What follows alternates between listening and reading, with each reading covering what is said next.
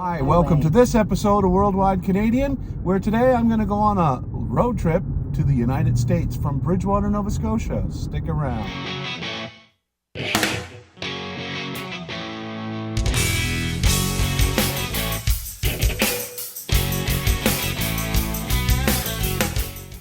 So I'm just leaving Bridgewater, Nova Scotia. It's 1:34 on Sunday the 27th of October.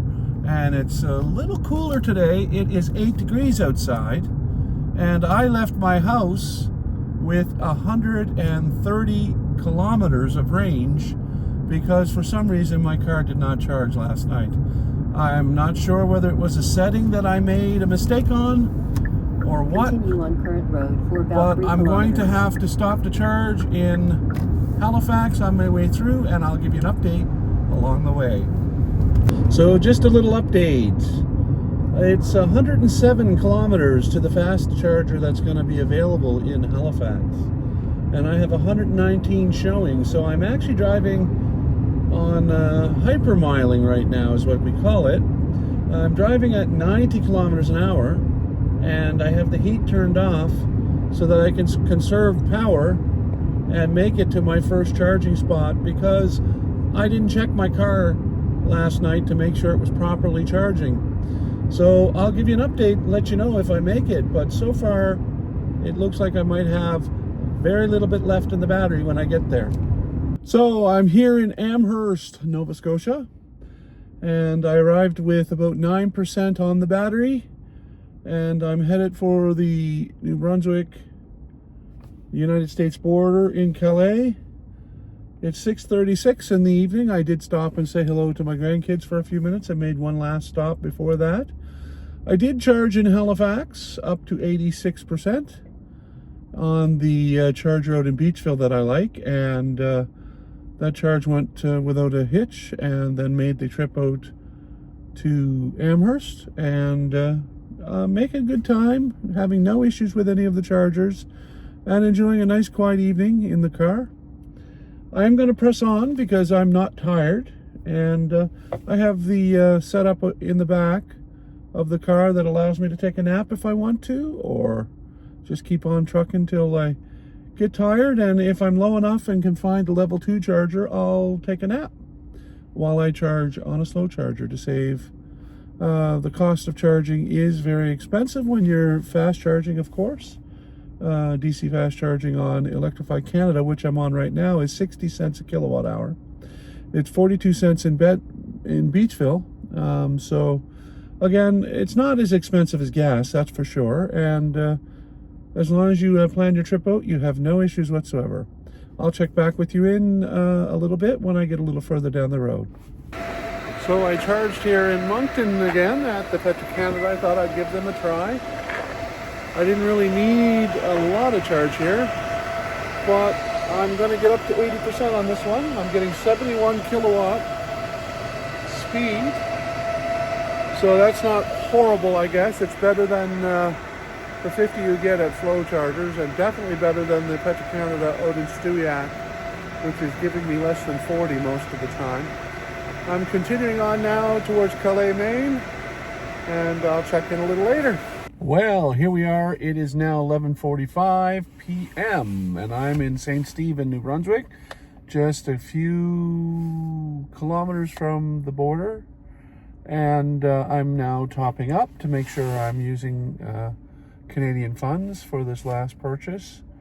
And then I'm going to go across the border and have a rest overnight and wake up in the morning and continue at that point in time. So we made the trip no problem, and actually we didn't wait at all for any charging. We utilized 2 Electrify Canada chargers, 1 Autel charger, and 2 New Brunswick Energy chargers so far in this trip, and they have all worked perfectly without an issue. I'll give you a further update when we get back on the road tomorrow. So our road trip is continuing. We went across the border to Calais, Maine, and we're now back at St. John, charging at these brand new dual handle 180 kilowatt chargers at the Irving. and there's a second one right beside it there. Now these chargers are going to charge, I think it's 45 cents a minute, but you're going to get between 60 on average and more when you're charging. So it's great. So far we've done a lot of charging at different charging spots, and this looks like it's a really great setup. It has a garbage can and some equipment there to clean your windshields, and it's brand new machines. They've only been on for about a week now, and this is my first time charging. And there are two as well at Enfield, Nova Scotia, which are going to be not that much longer, because I noticed today that the transformer is in place. And this gentleman here said that it took about 2 months from the time they started construction here till they were on and ready to be used. I'll give you an update as I continue to go on. It's now about 3 o'clock in the morning. I've been going for about 10 hours now, and I'm feeling pretty good because it's nice and brisk out, 1 degree Celsius right now. And the charging speed on my car right now is not going that fast. Partially, I think, because I never know with these machines. These are the same machines like the ones that I stop at Truro and try at the Volkswagen dealership there. I never get what the posted speed is on those machines. So we'll see how this goes, and for now, I'm just going to see where my next stop is going to be, and I'll check it with you a little later. So that was a long 24-hour trip from Bridgewater, Nova Scotia to Calais, Maine, and then returned and did that all in 24 hours without any snafus at all when it came to charging. So I will give you a rundown of the complete charging history from when I left till I got there. So I started out in the morning of 11 o'clock approximately on Sunday, and I ended up realizing that my car hadn't charged the night before.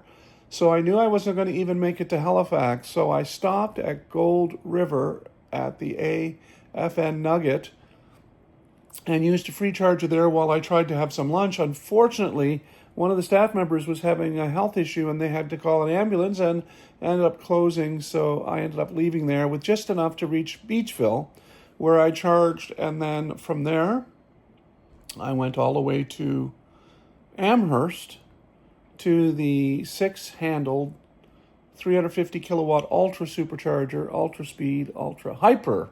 They call them hyper, 350 kilowatt.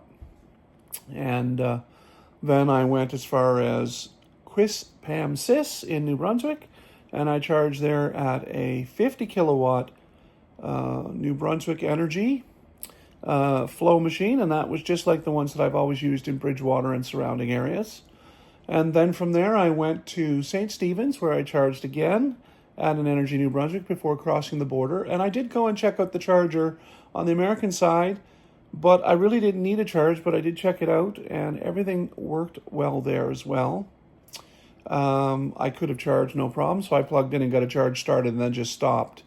And then returned back and stopped at the new chargers at St. John that Irving is installing. Those are the same chargers that they're installing at Enfield. And then I charged at outside of Moncton, and then back at Bedford, and then home. So I had a wonderful trip, no issues whatsoever. What I did learn was, number one, charge at the flow chargers, even if they're slower, because they charge by the hour.